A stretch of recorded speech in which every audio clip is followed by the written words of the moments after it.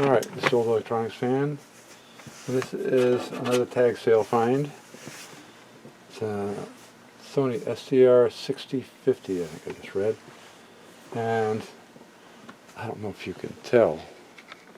Let me get in a little closer. The camera really isn't doing it justice.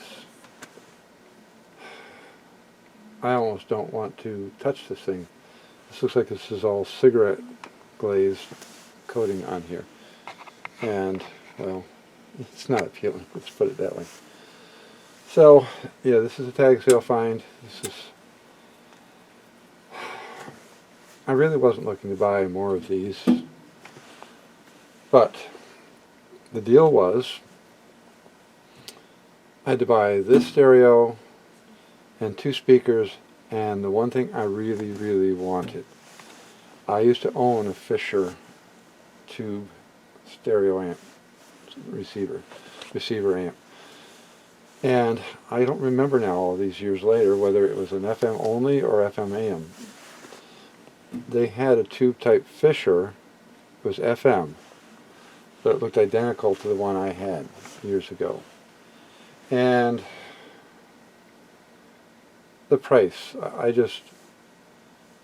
I really couldn't turn it down. I just couldn't. I haven't plugged this in. I don't know anything about it.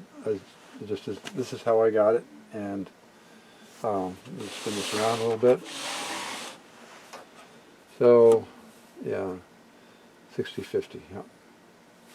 FM is that AM? Okay. So this looks like it's fairly basic. Got antenna there. Input, phono, aux, tape in, record, out, and then main speaker and remote. So it's a typical basic receiver. I'm betting it's not high power. I haven't even looked up that number to see what's what with it. I just decided I wanted to look at it today because I didn't feel like doing anything else. So, what I want to do though, and one of the things, I don't think I've released this one yet, but I looked at a Sears boombox, small one, and I did not look inside it before I played with it, and I found out, and I heard a rattle in the speaker, so, oh well, this is dead. I took it apart and found a mouse nest inside there, which is why it was rattling, and once I cleaned it all out, things were a lot better. So, I've decided, oh, it's in there. I've decided I might want to look inside things to see what's going on before I do anything else. Not only because, well, I don't expect to find rodents in this. This is a metal piece of equipment. And the Sears boombox was plastic, which allowed the mice to chew their way in, unfortunately. So I'm not expecting to find that, but on the Marantz that I worked on, I found interesting things like a screw floating around loose inside it. And then as I investigated further, I discovered that most of the screws holding the circuit boards in place were loose. Okay, let's go. So, that was kind of a surprise. Alright, let's see, you here. Okay. Yeah, okay. So this is the output section. It's not going to be high powered. This is fairly basic, as I could tell from the outside. Huh. I just noticed this. This is supposed to be riveted, and it's popped out. It's floating. Record playback. This is a DIN plug. It looks like. None of the things I've ever owned have ever used, or none of the things I've owned had DIN plugs in them, or if they did, none of my other equipment had those, so I never played with those. So I know very little about those. But other than being dusty, just for fun, take a quick check. Yep, they seem good and snug. I don't expect to run into another one with the screws all loose like that, but you don't know. So the tuning string is good. Very, this, if you want to know right off the bat that whether this is high powered or not, that tells you instantly. There's not a lot of power. I'm going to have to look this up. Should be able to find something on the Sony. Ah, yes. Well, why not? Let's zip the bottom off. Why not? Oh.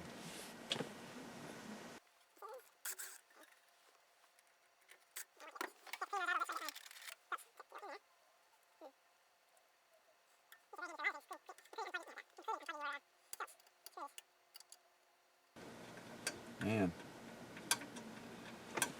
that really dug into something. I hope it wasn't something they cared about. It seems like it took a lot of stuff with it.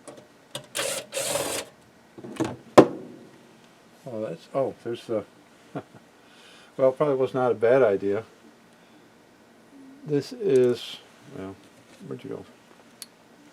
It went away. That little circle I was just showing you was the... this is what I get for talking and not paying attention.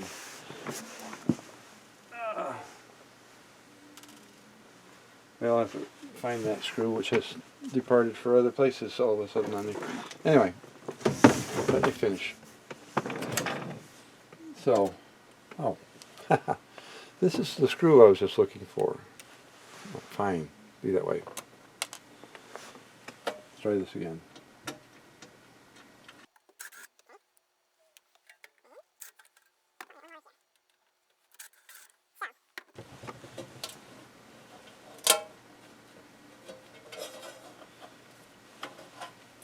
Oh, man, that's really on there. Why?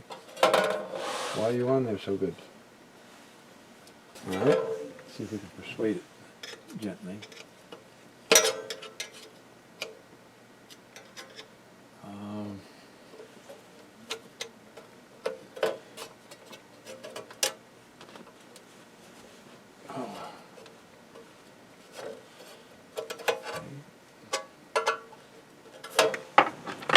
Let's see. Bring out the wide screwdriver. There we go. That is very handy.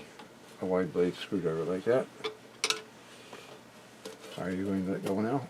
Oh, wow. Okay.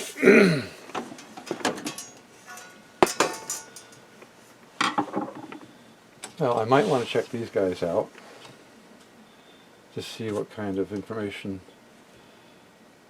I can get regarding their condition. I have not plugged this in. I have not done anything with this. Yeah.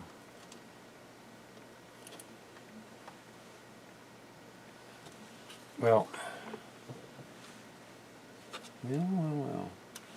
Okay, let's, I'll show you something I just found. It's a minor thing, and since I'm not going to use the DIN plug, at least I'm not planning on it, probably don't need to do much about it, but that way then.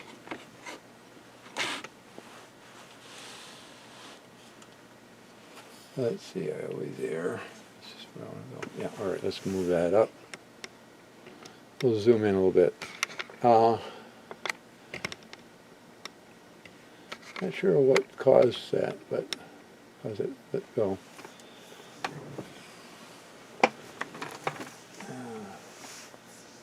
I seem to have mislaid my pointer, so we'll use this. So right here, there is that tab that mounts this to the chassis. It's also supposed to be held in place by the rivet that's supposed to live here, like that rivet. But that rivet broke, allowed this to move around like that, and made this pop loose. And I probably want to fix that because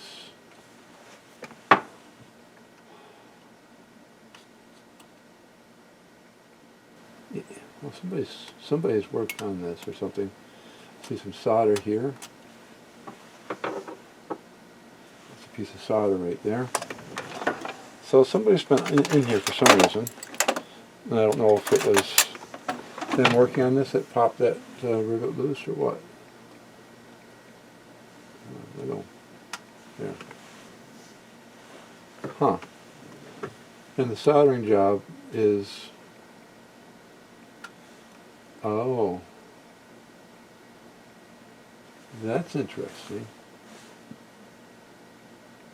Huh. Okay. This is solid core wire. Well, you can't see that because I'm not aimed at it. Sorry. Both of these are solid core wire, which I'm pretty sure this did not come with originally.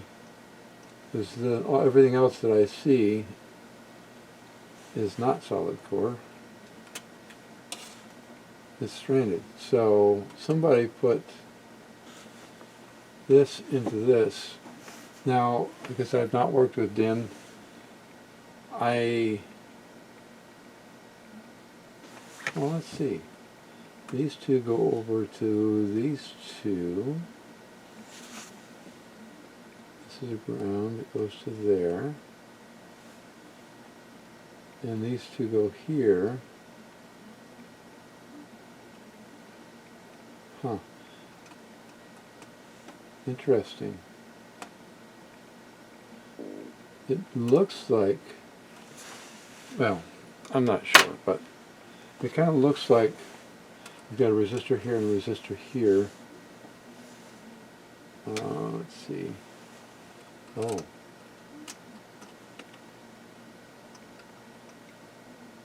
Oh, okay, it's not grounded. Okay, all right.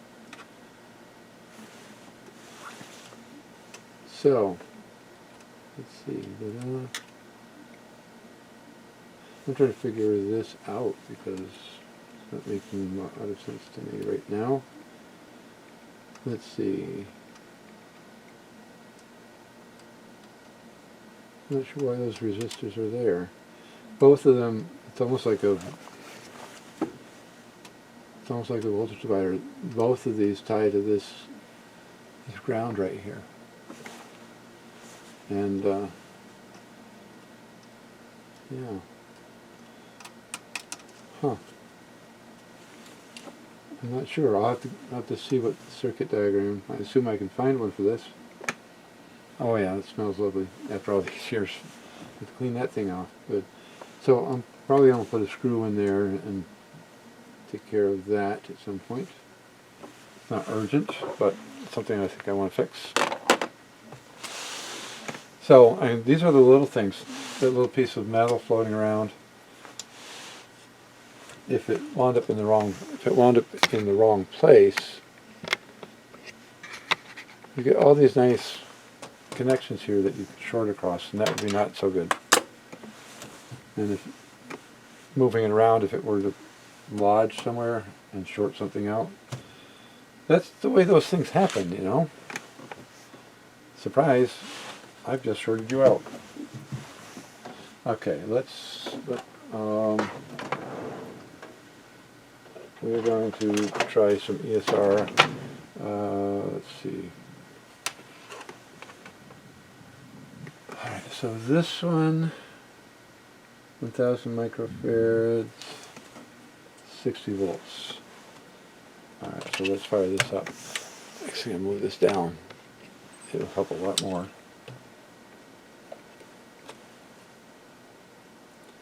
Okay, we zero this out.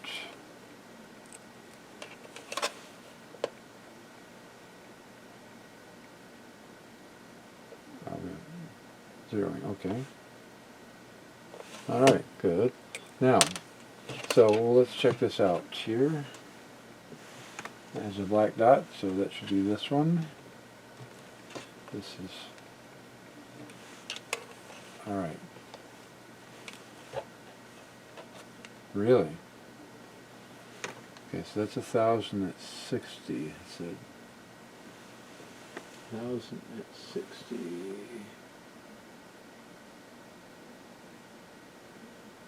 Yeah. In fact, at 1,000 microfarad, most of the settings say 0.1 is healthy.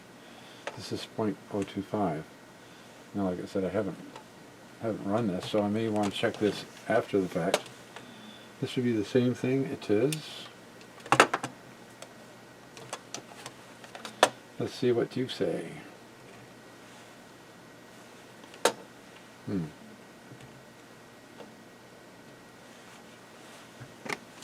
Wow. 006? Really? Wow. That's amazing. Like I said, I want to run this a little bit and then see what... Oh, that's just lovely.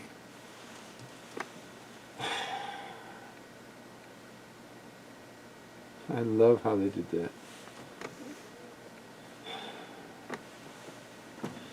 The band is covering the voltage. I'm pretty sure this could be higher voltage. And the screws, you can't see that, can you? The screw head is on the back side instead of sticking out. Well, let's see, what can I do? Can I just do the old needle nose trick? Please.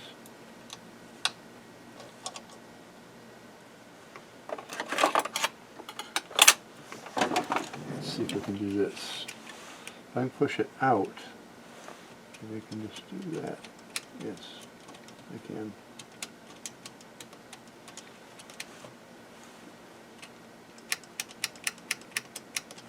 Alright, now, for now, that will do, and then I'll try to open this up, and then we can get you out.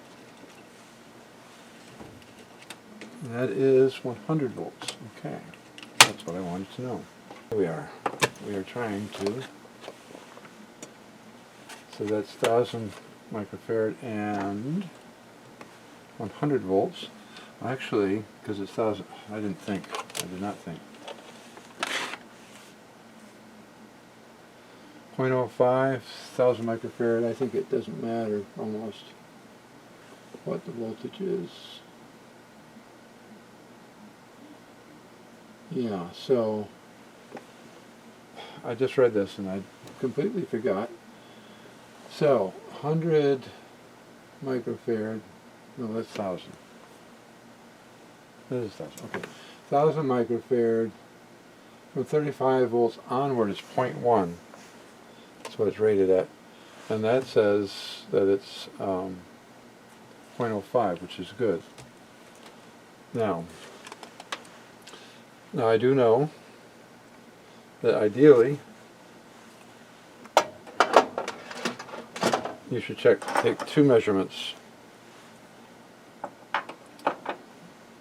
You should use two measurements.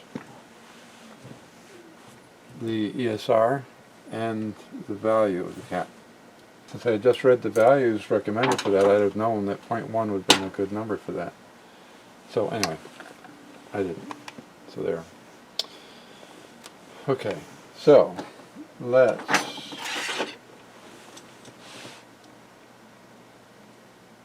I don't see anything else in here that I care about, that I'm worried about.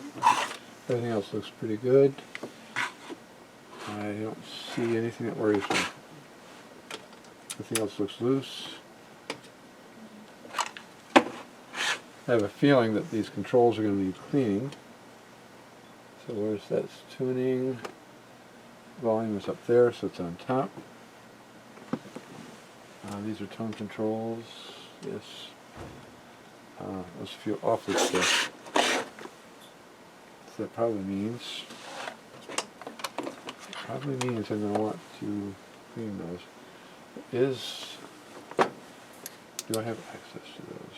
I do. On that side. Alright, let's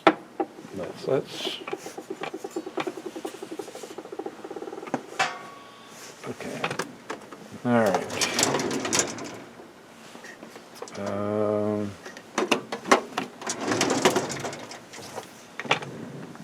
to get down in there.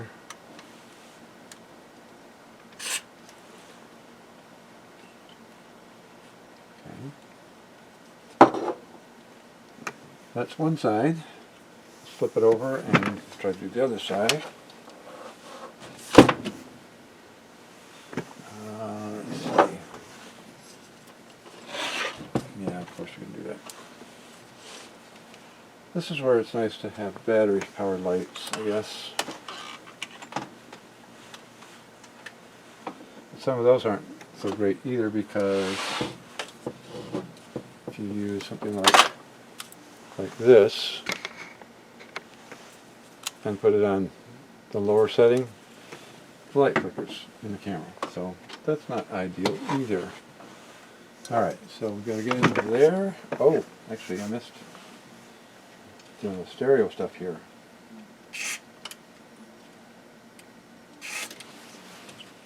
That probably explains why the other one didn't loosen up as much as I wanted it to, because I didn't spray both sides. Alright.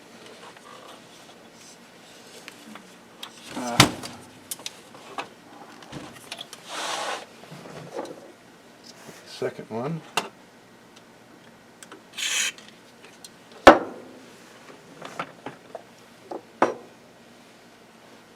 Okay. I figure I need to do that sooner or later. I'm assuming this works. I am making that assumption. And if you look inside, because this is simple and fairly basic, let's see, 1, 2, 3, 4, 5, 6, 7, 8, 9, 10, 11, 12, 13.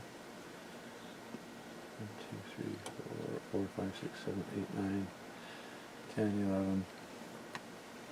There's more capacitors in here than I thought. I was thinking, well, it's simple and basic, it's not that many. But, well, it's got a few. So let's just hope that they're all healthy. We will find out shortly. So, but I am gonna shoot these anyway. That way, if it works, it'll be quiet. Alright, now, so what I've got to do, I forgot to do, I started out to hook up. That's right, I didn't do it because it's going to be a pain in the neck. Alright, here we go. Why? Alright, so what I'm going to do is I'm going to hook up these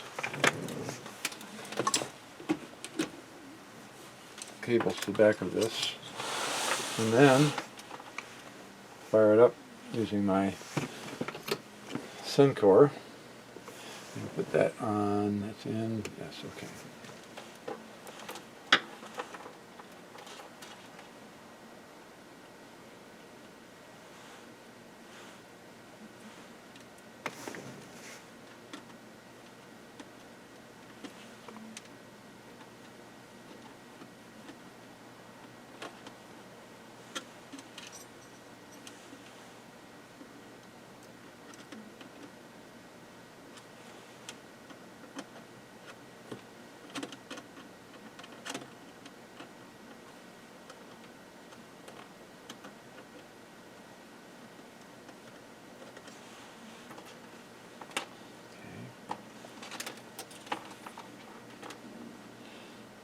I do miss the quick connect style.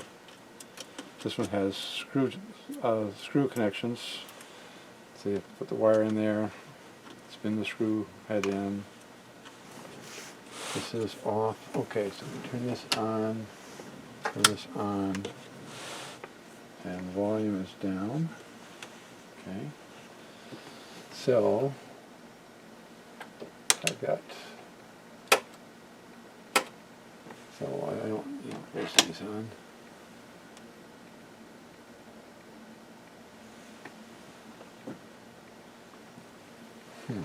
What's the wattage on this? What's it tell me? 30 watts. Maximum 250. Yeah, this is really okay. So I'm over here turning off some of the bulbs that I'm using. So I have, for those who don't know, let me get this out of the way.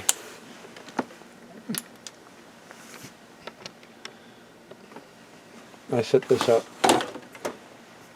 with 3 bulbs this should be the 100, this should be the 75, and this should be the 40. I could only get equivalent bulbs, so they're not exactly that because they're energy saving. But how I've got this set up is I can turn on and off whichever bulb I want to. I can control whether or not I have this on or off with that switch. I can bypass everything by doing that. I have the kilowatt easy because that tells me what I've got for voltage. That doesn't turn on until I hit 63 volts or so. And I'm seeing the bulb light up in here a little bit. Let me go over here. See. Right there, and you can't see it. Right there. So it is turning on. So it's a good thing. It's a sign that nothing's shorted. That's not coming on hard, and this is not. So whoops, come on. On. Let's see. What do we have this on? Stereo left and right. Reverse. Left, right. Mode. Monitor source. Let's see. We're on aux. Okay. So let's see. We're on mount that on main, and it's on.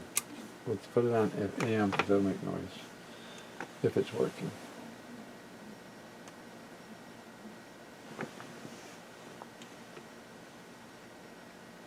I don't hear anything. Let's see. Nope. I should probably be making, well, let's go all the way up there. That says 105. That says nothing. And I'm going to bypass this. Let's see if that makes any difference. Nope. Okay, so that's not good.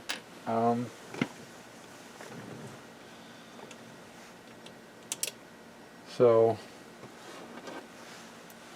let's see. So what could I have? What could be going wrong? Well, I could be dealing with flaky switches.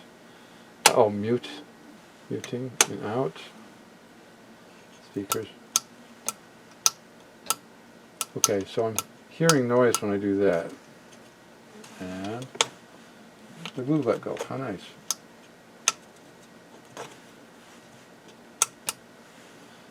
So both main.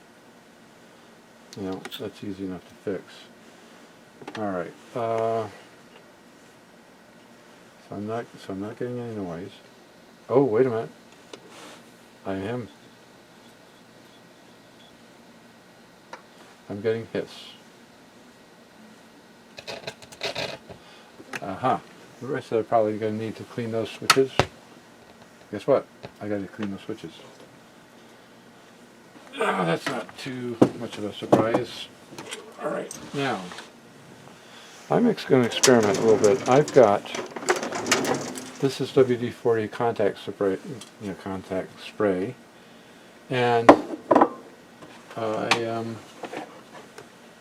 I've used it for a number of things, and I've been pretty pleased with how it's worked.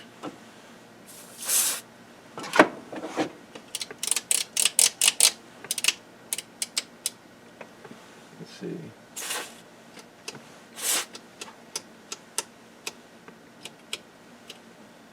All right.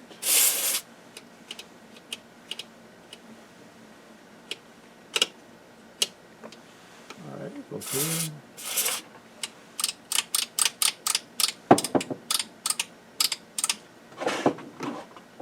Looks good. Let's see, where are we at here? Filter in and out.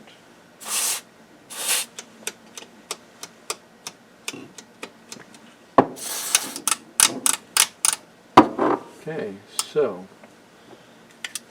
I've used this on some power switches, and it did a nice job of cleaning those. Now, let's see. Put this back on.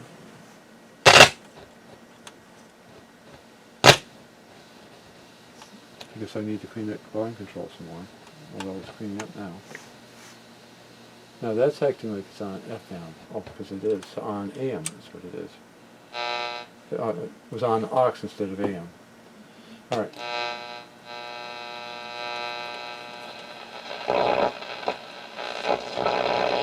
That's not good.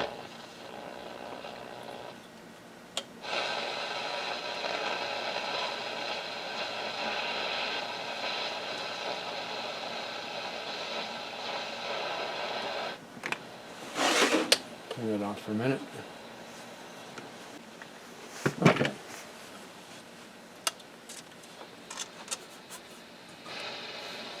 Alright, let's see if that does anything. There it is. Oh. Mamas and the Papas. I only have one speaker though. It would seem. Balance. Oh.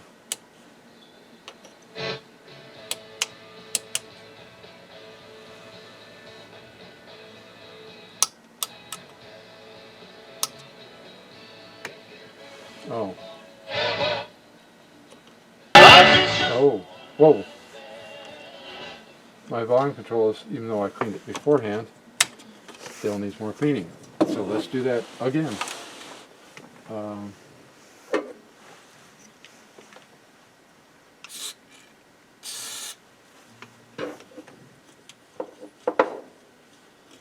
I do know there are people who don't just spray things, especially with controls, don't spray them just once. They, oh. You can see that this is wandering. This has been hit and has bent the shaft. However, I don't think it's going to affect how it, as long as it didn't damage the controls themselves, it'll be okay. Alright, so, yep, there it is. This is definitely not expensive because usually you have a balance control on the more expensive units. And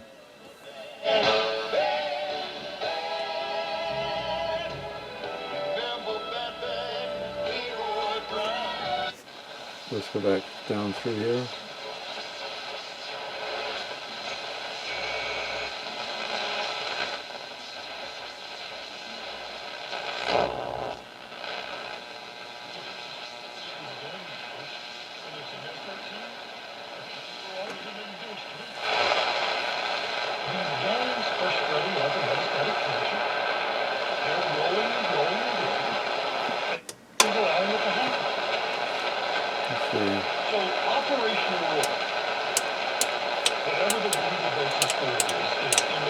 That's interesting.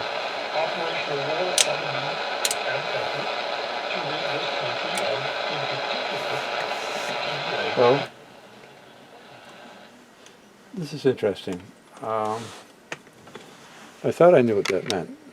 Let's go down here. And zoom in a little bit more. Focus already. Thank you. Alright, it's got stereo.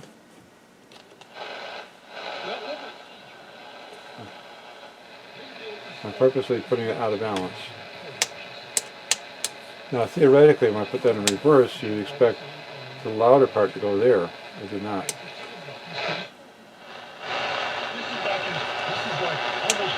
So do that. So, guess I'm gonna have to get the book on this, find out what that's supposed to do. It's a stereo reverse, which I assume that allows you to swap the left and right. If you happen to get them wired up backward, it's kind of nice. L plus R. That sounds like that's going mono, but left, right? I don't know. This is not stereo, so let's see if I can feed it something. Let's zoom this back. So my little gadget that I use a lot, it's either this or, let's see, And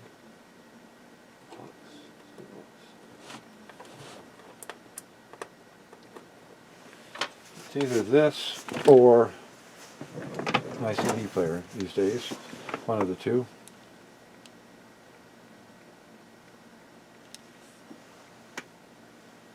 Okay, so if I put this on aux,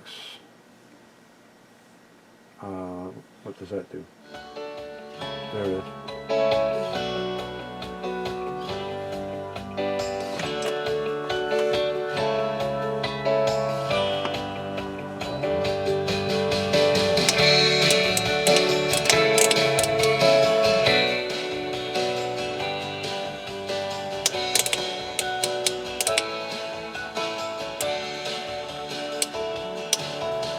Oh, okay.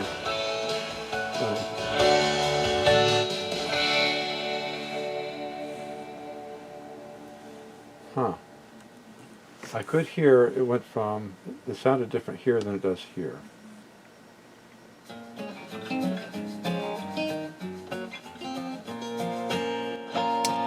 Yep. So that does make a difference.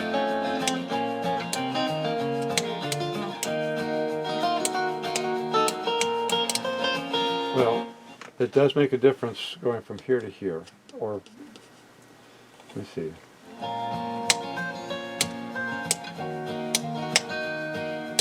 Okay, I don't know. I'm going to have to look into that.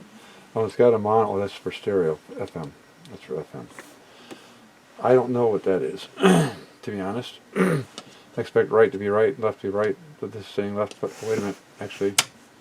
Maybe I screwed up. Let's check this out. No, it's not. Oh, I wonder. I'm going to have to... No, because that wouldn't do it. You can run 4 speakers off from this. It's not quadraphonic, but you can run 4 speakers off from this. And you've got the option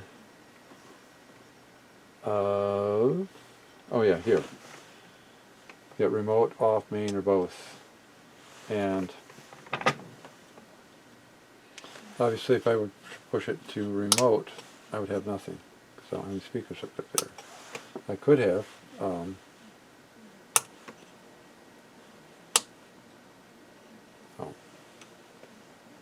I turned it on.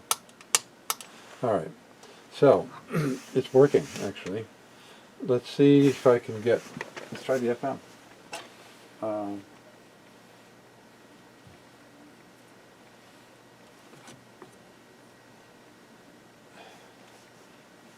Let's see, find FM.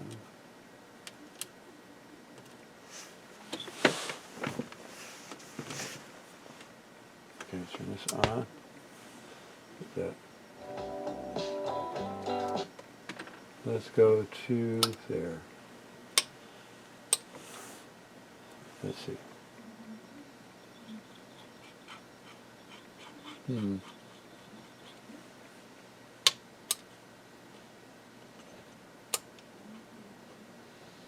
Oh, it's on aux, that's why. That's the other thing about these. It'd be nice if all of the functions were here instead of here. And there may, so how this one works is you can put it on aux, you can put it on phono, or when you put it in the middle, then this is what you use. So that is what it is. Aha, there we go. Let's go to auto.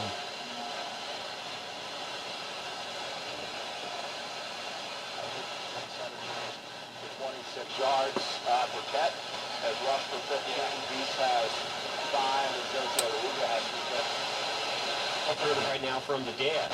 He's so prolific lately. This one's called The Girls here on Saturday EQX.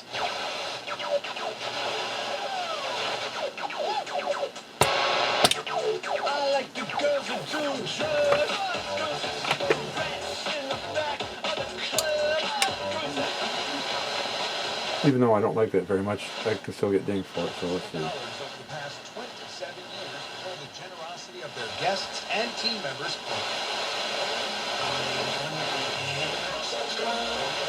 Play the New York Lottery's new Grande Scratch-Off games with prizes up to $3 million.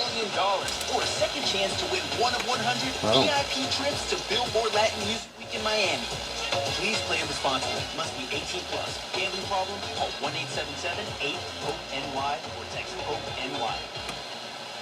I'm Connie Kraft, Executive Director of Nursing at Sunnyview Rehabilitation Hospital. And I'm Dr. Okay. Matt Sunninger, So- Sunnyview's Chief Medical Officer. So if I remember right, muting means it's supposed to mute in between stations to make it quieter when you're tuning.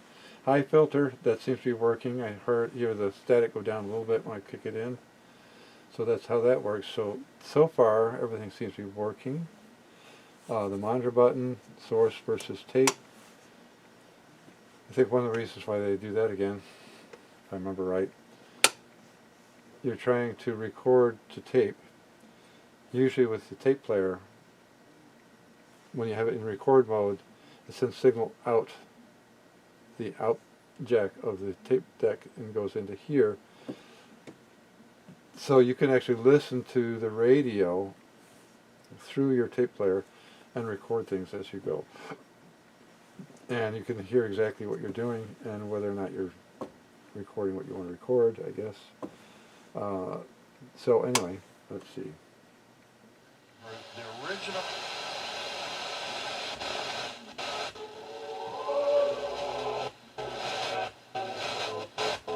That's an important prayer.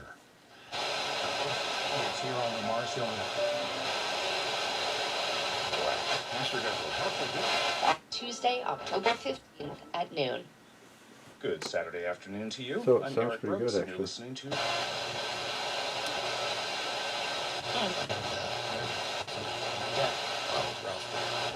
But I love that record, Anito Day and Marty Page in early autumn. So, Okay, so that's muting. Let's get that off.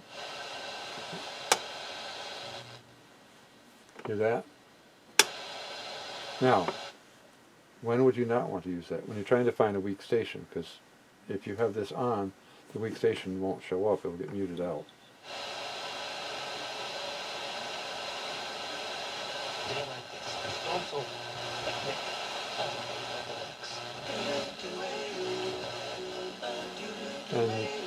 And the signal, the strength meter is working. I don't see anything wrong with this.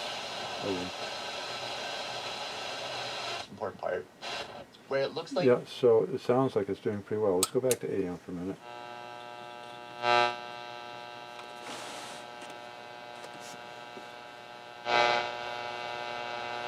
It doesn't matter.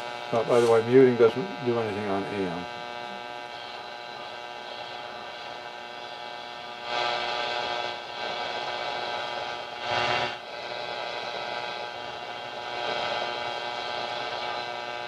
No.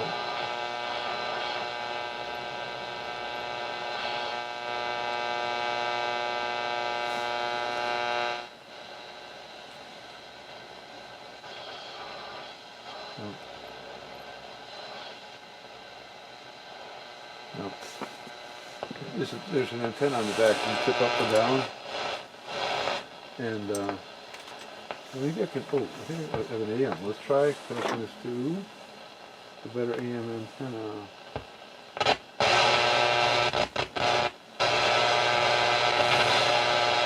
Well, nope, still not.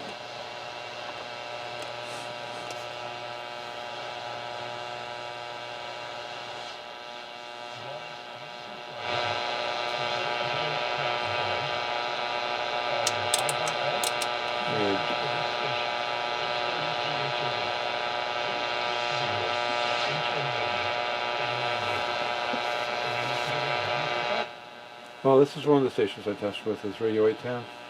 Given that I can barely get this with this antenna on it, the tuning on this, the front end on this is not so hot.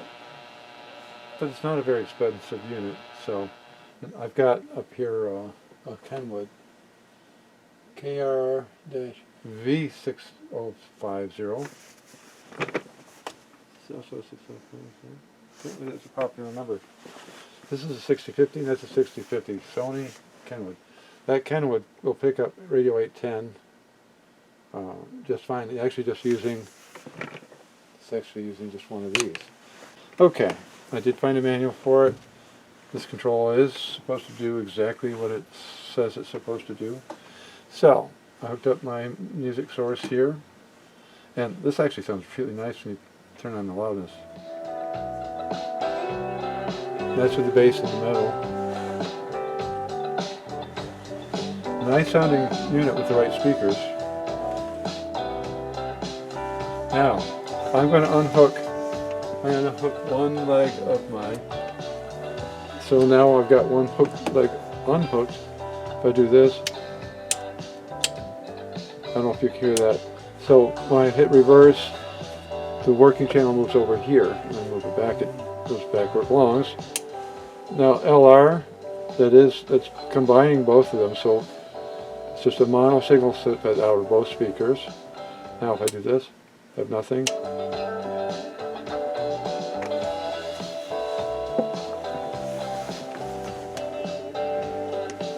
Interesting. Well, that's really interesting.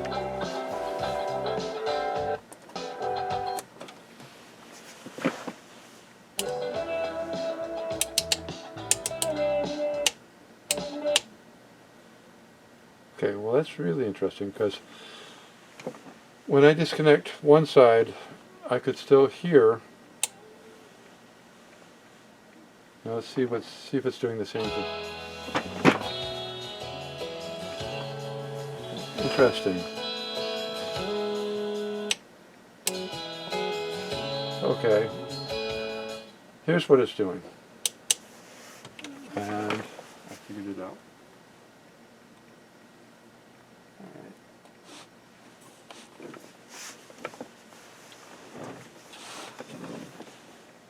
When I had one side unhooked, if I set this to the side that wasn't working, I got nothing. However, if I put it, say the right side was the one I had hooked up, you get sound again, and yet it seems like it was feeding signal to both of them when I did that. And the same thing, if I unhook the other side, I'd get sound from here and nothing when I went down here. At least it's consistent, I guess. But the so it doesn't work exactly the way you expect it to. But it kind of does reverse. If I have this unhooked, one side unhooked, then it does reverse. It swaps. The dead side goes from one side to the other. So that does work. This puts it in mono mode, which is what I thought. This kind of works. According to the manual, it should be, where does it say? Yeah, it delivers left or right channel only according to the position of the left or right switch. Well, that doesn't exactly seem to be the case. I'm not going to worry about it. How often are you going to want that? And the things that would really matter, I guess, is having it either in reverse or in mono. If either one of those for what you wanted. This stuff's yuck. I have stuff all over my fingers now. So this kind of an interesting little unit, but it seems to work just fine.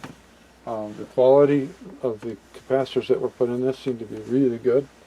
I've been hearing a lot about how bad Japanese capacitors are, but I don't think that's always the case. I've got my realistic STR 2270. I've had that since I bought it new back in the mid-80s, I think. And other than the power switch going south on me, I've never had any other trouble with that. It's been fine. There's a Kenwood up there that's working. I picked up at a tag sale. I had what did I have up there before? Sony? I forget what it was. I didn't have that one for very long, and it went belly up. Not sure what happened to that one. Maybe that's bad capacitors on that one. This is a 1969. When I looked it up, it's a 1969. So basically all I did to it was clean the controls and the switches, and pretty much that's it. I checked the power supply capacitors, and I mean, let me just put this in. It's in aux, okay, and this is off. Good. So when I turn this up, all I hear is some hissing. The transistors probably in this area are a little bit noisy, but zero hum, absolutely no hum. This is about 3/4 of the way up in volume, and it's absolutely quiet. So, yeah, it works great. I saw these for sale. One of them was, well, somebody wanted 119 for one of them. Someone was asking 125 or best offer. This did come with the option of getting a wood grain case for it. Obviously, this one did not come with that option. Let's see. Oh, somebody wants 200 for another one. They're all over the place. 149. What was that? 120.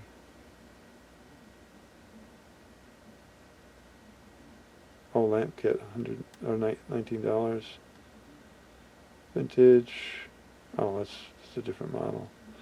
So depends on who you look at. The prices generally range. Well, actually, there's two groups: 119 or 120 to 125, and then there are a couple of people who want 203 to 225. So, and there's one for 150. So I guess you take your pick. If I clean this up, glue the knob back on. Yeah. And the adhesive back then on some of these was not so great. So as far as this goes, it kind of works the way they say it does, kind of. But is it worth trying to track it down? No, I don't think so. Oh, the other thing, let me just say this.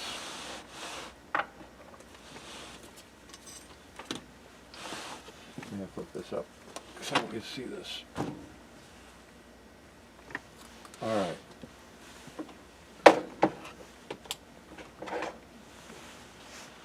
I'm going to zoom in a bit because I want you to see.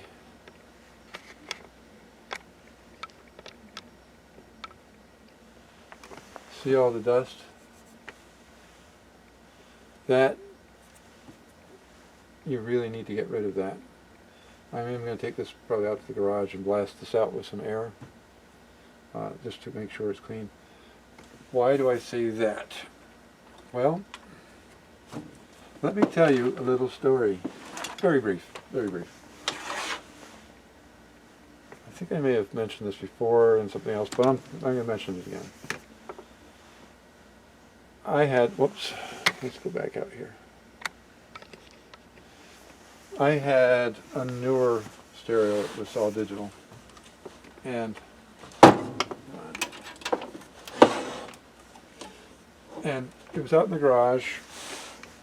And I had it there for a number of years, another tag sale find. And I did a lot. You know, I welded in the garage.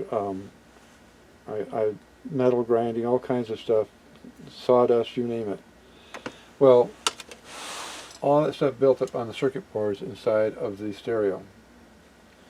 And one day I went to tune a channel with it. Yeah, I'm pretty sure I mentioned this before. I'll do it again.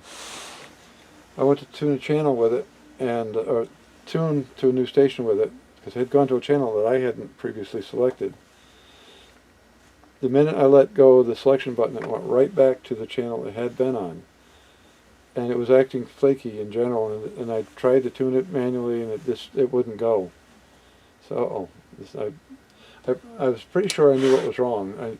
I had a feeling that metal powder had gotten onto the circuit board, and that was causing my problem. So I brought it into the house and looked it over, and sure enough, there's a lot worse than this. It was dirty. So I took it out to the garage, blasted it all out really good, cleaned it up thoroughly, and brought it back in, and lo and behold, it worked perfectly. So dust is dirt. Who knows what's in this? I don't know. Since this is working, it's obviously not reached the critical point, and this is just regular dust. There's probably no metallic powder in this dust, which is probably why my stereo went south. But it's not a bad idea if you have one apart already, which I do. It makes sense to just go ahead and clean it. Yeah, I don't need it now. Clean it and make sure that that problem doesn't crop up. The other thing about this is, say you're using this in the garage. Maybe you want to do that.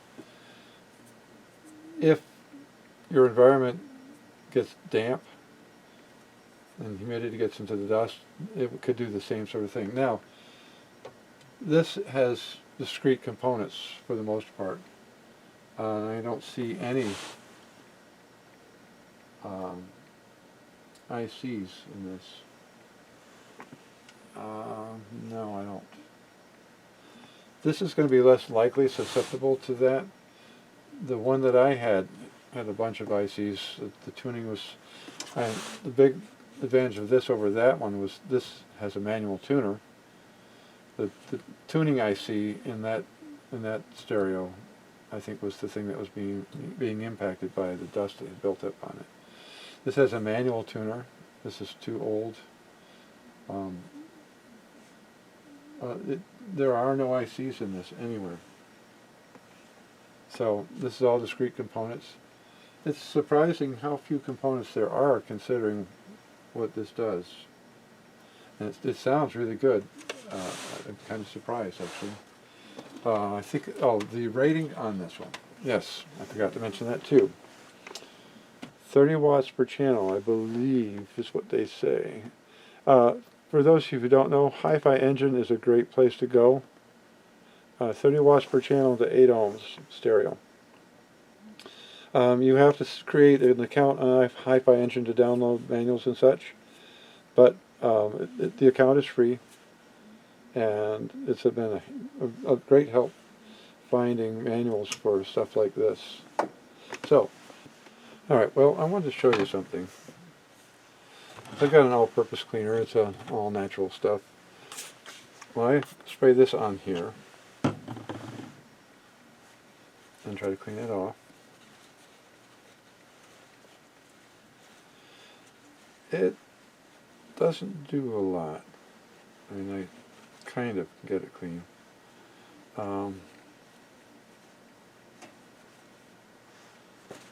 However, this is what happens when I use this stuff. I'm not sponsored by them, but if I find something that works pretty well, then I will mention it.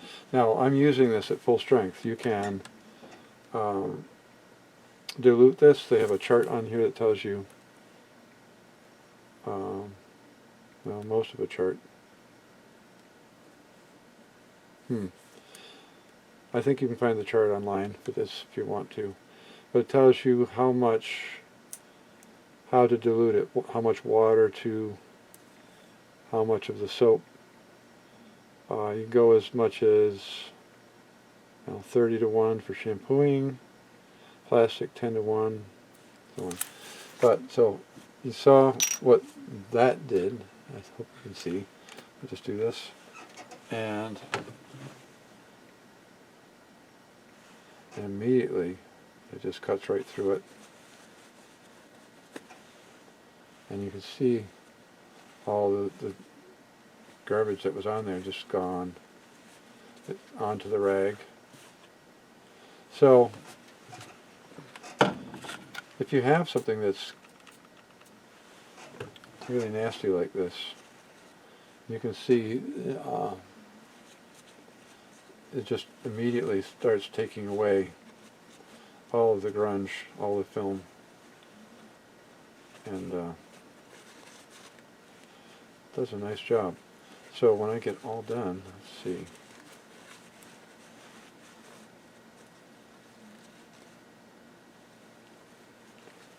outside of the fact that this got dinged, this knob got hit once, which given this is 50 years old, the knob got dinged a little bit, but you can see how much nicer that looks, and what a difference it makes using a heavy duty cleaner. And you know, I think if I were to do 10 to 1, this would probably work fine. Now, I've mentioned before, unfortunately I did the cleaning of the pulleys and didn't show that, and I regret not doing that. I didn't realize how well it was going to work when I got into it, so I wasn't recording at the time and I didn't turn on the recorder. But on some cassette decks, cassette players, the drive belts turn into like a soup, and it's very sticky and it's really hard to get rid of. I found out this stuff, full strength like this, will do a very good job of removing that residue. In fact, I think it actually worked a little bit better than alcohol did. So I just mentioned that just in case you might find that useful. And I had just recently bought more of this because I'd run out. So I didn't try this first because I kind of forgot that I had it. Because for the longest time I was thinking, oh, I don't have that. I ran out. But I said, wait a minute, I got some. So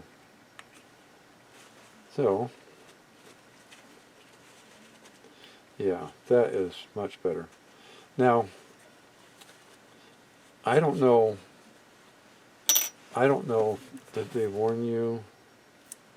Let's see. Some cleaners can hurt glass. Do not use okay. Oh, do not use concentrate on glass. They do tell you that. So I can't do this unless I take the panel off, because I don't want to hurt that. So something like this would be good on glass. Or I've got my Windex, which is probably what I will use. So anyway, so if I can't get this clean,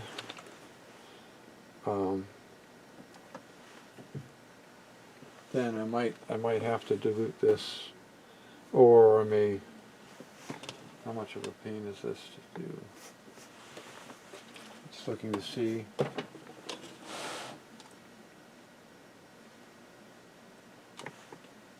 Okay, there's 2 screws behind there. There's screws behind there. Trying to see what it would take to pull this panel off. I don't think it would take a lot. I don't think. Yeah. So if I have to, I can take the 2 screws, pull all the knobs off, and pull this off and clean it thoroughly. I may do that anyway because there's a lot of crud built up in there. So anyway, I wanted to show you that and show you how much better it looks with a high-powered cleaner. Okay, well, a couple of things I want to mention. I experimented. This is, well, I treat it like it was 25 ounces.